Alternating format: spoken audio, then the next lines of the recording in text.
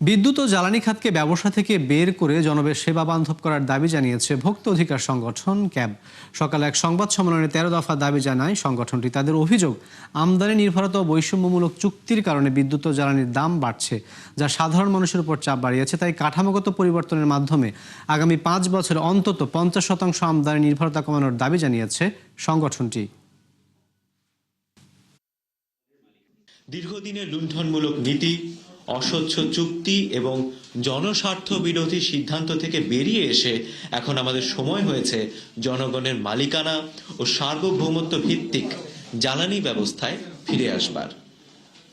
আসন্ন ত্রয়োদশ জাতীয় সংসদ নির্বাচন কেবল একটি ক্ষমতা পরিবর্তনের প্রশ্ন নয়, এটি জ্বালানি সুবিচার, জ্বালানি নিরাপত্তা ও টেকসই ভবিষ্যৎ নিশ্চিত করবার একটি ঐতিহাসিক সুযোগ।